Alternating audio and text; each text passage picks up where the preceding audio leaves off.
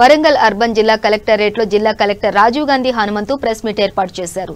ఈ సందర్భంగా జిల్లా కలెక్టర్ రాజీవ్ గాంధీ హనుమంతు మాట్లాడుతూ గ్రేటర్ మున్సిపాలిటీలో 66 డివిజన్లకు గాను అన్ని రాజకీయ పార్టీల నేతల మధ్య రిజర్వేషన్లు డ్రా తీసినట్లు చెప్పారు. వరంగల్ మున్సిపల్ కార్పొరేషన్ పరిధిలో 6 లక్షల ఓటర్లు ఉన్నారని పోలింగ్ కి సంబంధించి అన్ని ఏర్పాట్లు చేశామని అన్నారు.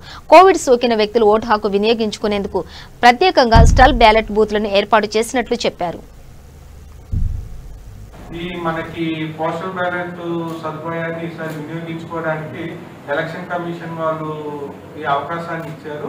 సో దీనికి పోస్టల్ బ్యాలెట్ కి సంబంధించి మరిన్ని గైడ్ లైన్స్ అంటే వాళ్ళు ఎలా అప్లై చేయాలి అది కూడా మేము డీటెయిల్డ్ ప్రెస్ నోట్ ద్వారా వాళ్ళకి రిలీజ్ చేస్తాము త్రూ ప్రెస్.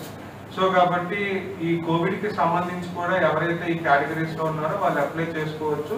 అదేవిధంగా మనకి పోలింగ్ స్టేషన్స్ లో కూడా కోవిడ్ ప్రోటోకాల్ ఫాలో అయ్యే విధంగా డిస్ట్రిక్ట్ లెవెల్లో ఒక నోడల్ ఆఫీసర్స్ ని అదేవిధంగా వీటన్నిటిని కూడా మనకి మున్సిపల్ లిమిట్స్ లో కూడా వీటిని అమలు చేసే విధంగా మున్సిపాలిటీ లెవెల్లో నోడల్ ఆఫీసర్ ని కూడా అపాయింట్ చేసుకోవడం జరిగింది. సో మనకి డిస్ట్రిక్ట్ లో ప్రతి టాస్క్ కూడా ఒక నోడల్ ఆఫీసర్ ని అపాయింట్ చేసుకొని ఎలక్షన్స్ అనేది సక్సెస్ఫుల్ గా కండక్ట్ చేయడానికి అన్ని రకాల చర్యలు తీసుకోవడం జరిగింది. అదేవిధంగా 12 టీమ్స్ అనేది మనం ఎస్టాబ్లిష్ చేసుకుంటున్నాము. అదేవిధంగా ఎంసీసీ టీమ్స్ కూడా మనం 8 టీమ్స్ 24/7 రన్ అయ్యే విధంగా కూడా మనం టీమ్స్ అనేది ఏర్పాటు చేసుకోవడం జరుగుతూ ఉంది. సో రేపటి నుండి నామినేషన్స్ మనకి 2 లొకేషన్స్ లో నామినేషన్స్ రిసీవింగ్ అనేది జరుగుతుంది. మనకి ఎల్బీ కాలేజ్ లో వరంగల్ లో ఉన్న లొకేషన్ లో మనకి 32 వార్డ్స్ కి గాను నామినేషన్స్ అనేది రిసీవ్ చేసుకుంటాము. అదేవిధంగా ఆర్ట్స్ అండ్ సైన్స్ కాలేజ్ హన్మకొండలో ఉన్న కాలేజ్ లో మనము 34 వార్డ్స్ కి సంబంధించిన నామినేషన్స్ అనేది రిసీవ్ చేసుకోవడం జరుగుతుంది.